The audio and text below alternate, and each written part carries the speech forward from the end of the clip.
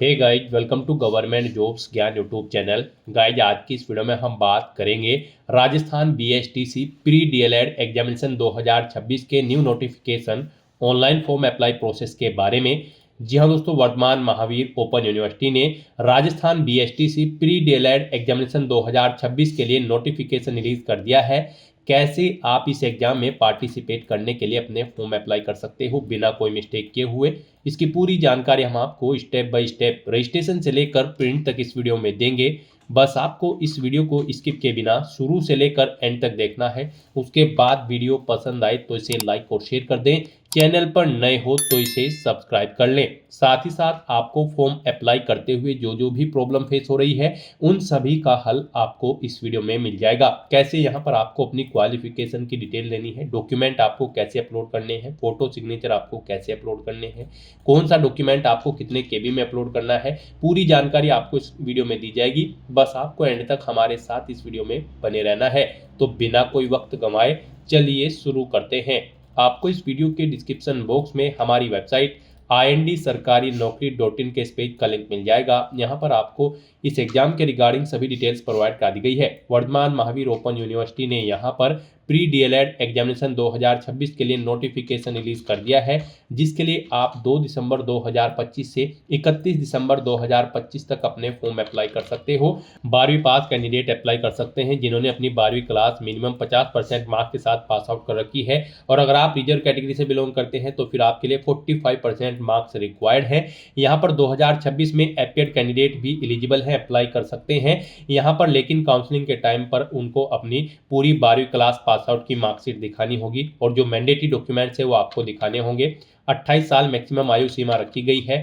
DElEd general या फिर संस्कृत के लिए 450 रुपये फीस है, अगर आप डीएलएड जनरल या फिर संस्कृत किसी एक के लिए अप्लाई करते हैं, और अगर आप दोनों के लिए अप्लाई करते हैं तो फिर आपको 500 रुपये फीस जमा करानी होगी। सिलेक्शन आपका मेरिट के आधार पर होगा।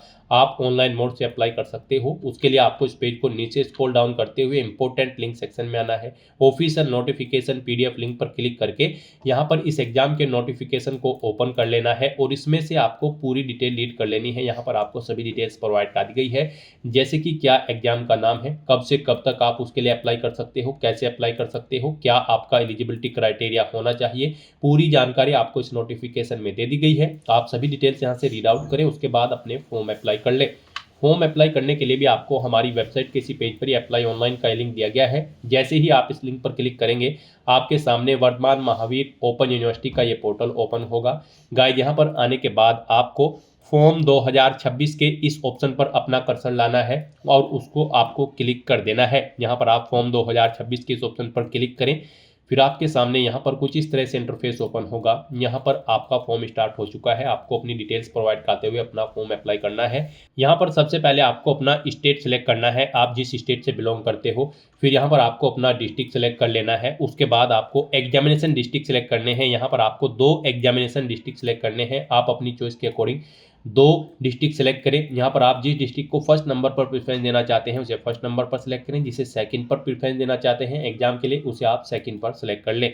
उसके बाद यहाँ पर आपको अपनी कुछ जनरल डिटेल्स देनी है। यहाँ पर आपको अपना नाम देना है, अपनी 10वीं की मार्कशीट के अकॉर्डिंग यहाँ पर आपको अपना नाम एंटर करना होगा। फिर आपको अपने फादर का नाम देना है, मदर का नाम एंटर करना है, अपना मोबाइल नंबर आपको एंटर करना है।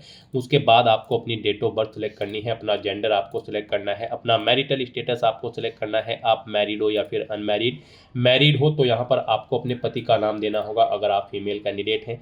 फिर यहाँ पर आपको अपनी कैटेगरी की डिटेल देनी है। यहाँ पर आप अपनी कैटेगरी सेलेक्ट करें। उसके बाद अगर आप इनमें से किसी क्षेत्र के अंतर्गत निवास करते हैं तो आप ऑप्शन सेलेक्ट करेंगे, नहीं तो आपको नॉट एप्लीकेबल ऑप्शन देखने को मिलेगा। फिर अगर आप माइनॉरिटी कम्युनिटी के अंतर्गत आते हैं तो यस करेंगे, और फिर यहाँ पर आप अपनी माइनॉरिटी कम्युनिटी सेलेक्ट करेंगे जिसके अंतर्गत आप आते हैं। नहीं आते हैं तो आप नो ऑप्शन सेलेक्ट करेंगे। फिर आपसे पूछा गया कि क्या आप पीडब्ल्यूडी कैंडिडेट हैं, अगर हैं तो आप यस करेंगे। अपनी दिव्यांगता का प्रकार आप सेलेक्ट करेंगे, नहीं है तो आप नो ऑप्शन सेलेक्ट करेंगे। फिर आपसे पूछा गया है कि क्या आप तलाकशुदा है, विधवा है या फिर आप सेपरेटेड हैं। अगर यहाँ पर आप ऊपर मैरिड का ऑप्शन सेलेक्ट करेंगे आपके सामने ये ऑप्शन इनेबल कर दी जाएंगे, अदरवाइज इन्हें आपको डिसेबल कर दिया जाएगा। फिर यहाँ पर आपसे पूछा गया है कि क्या आप रक्षा कार्मिक आश्रित है, अगर हैं तो आप यस करेंगे। और फिर यहाँ पर आपसे पूछा गया है कि क्या आप यहाँ पर राज्य के कार्मिक है, अगर हैं तो यस करें और यहाँ पर आप अपना एम्प्लॉयमेंट स्टेटस सेलेक्ट करें, नहीं है तो नो ऑप्शन सेलेक्ट करें। इस तरह से यहाँ पर आपको अपनी चॉइस के अकॉर्डिंग यस या नो ऑप्शन सेलेक्ट करने हैं। फिर यहाँ पर आपको अपना परमानेंट एड्रेस एंटर कर देना है। यहाँ पर आप अपना परमानेंट एड्रेस एंटर करें। उसके बाद यहाँ पर आपको अपना कोरोस्पोंडेंस एड्रेस एंटर करना है और अगर आपका कोरोस्पोंडेंस एड्रेस आपके परमानेंट एड्रेस के अकॉर्डिंग सेम है तो आप इस चेकबॉक्स को ओके कर देंगे। ऑटोमेटिकली आपका कोरोस्पोंडेंस एड्रेस आपके परमानेंट एड्रेस के अकॉर्डिंग फिल हो जाएगा। उसके बाद गाइस यहाँ पर आपको अपनी क्वालिफिकेशन सेलेक्ट करनी है। यहाँ पर आपने 12वीं आज के इक्विवेलेंट क्वालिफिकेशन की है या फिर आपने 12वीं संस्कृत के साथ पास आउट की है या फिर आप पृष्ठ उपाध्याय हैं, अगर हैं तो आप ऑप्शन सेलेक्ट करेंगे। तो इनमें से आपको अपनी चॉइस के अकॉर्डिंग ऑप्शन सेलेक्ट करना है और उसकी डिटेल यहाँ पर आपको फिर आगे देनी होगी। अब यहाँ पर आपसे पूछा गया है कि क्या आप ALP भाषा के लिए अप्लाई कर रहे हैं, अगर कर रहे हैं तो आप यस करेंगे और फिर यहाँ पर अपनी भाषा सेलेक्ट करेंगे।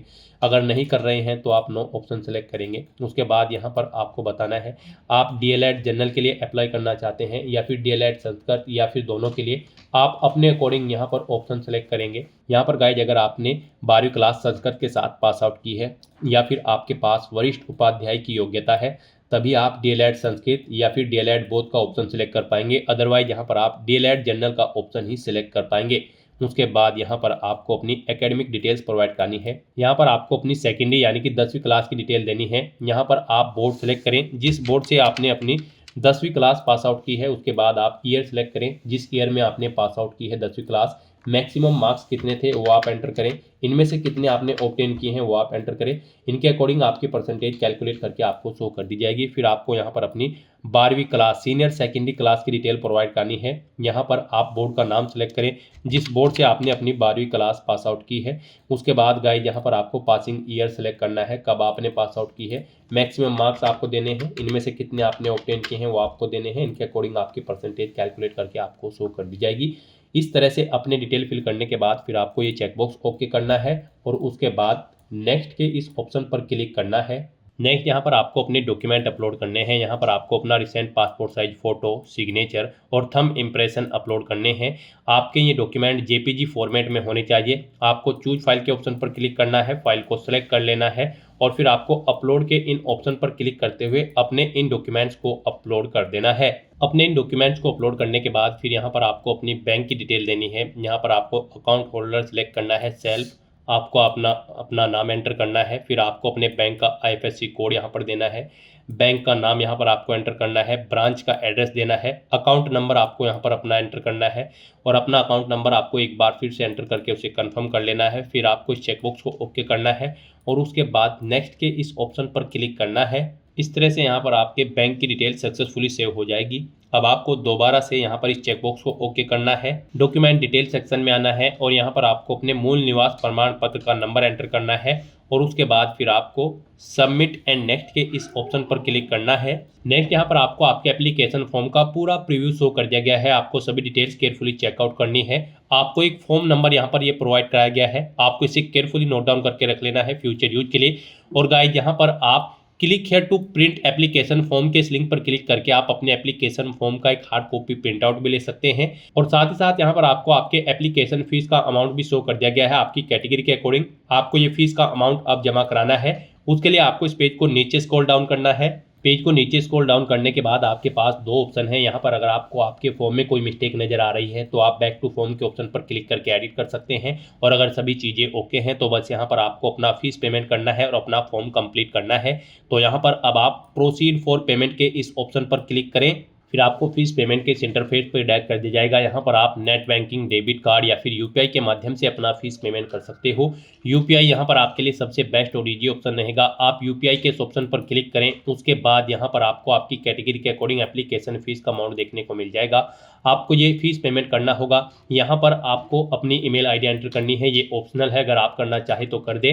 पेयर नेम और यहाँ पर ये भी ऑप्शनल है, आप इसे एंटर करना चाहे तो करें, नहीं तो आप इस कॉलम को खाली छोड़ दें, इन कॉलम्स को। फिर यहाँ पर आपको अपनी यूपीआई आईडी या फिर वीपीए नंबर एंटर करना है। वेरीफाई के ऑप्शन पर क्लिक करके फिर आपको यहाँ पर प्रोसीड नाउ के इस ऑप्शन पर क्लिक करना है और अपनी यूपीआई आईडी के थ्रू अपना फीस पेमेंट कर देना है। और अगर आप यूपीआई आईडी के थ्रू फीस पेमेंट नहीं करना चाहते हैं तो फिर यहाँ पर आपको एक दूसरा ऑप्शन दिया गया है क्यूआर कोड का। आप क्यूआर कोड के इस ऑप्शन पर क्लिक करें और अपना फीस पेमेंट करें।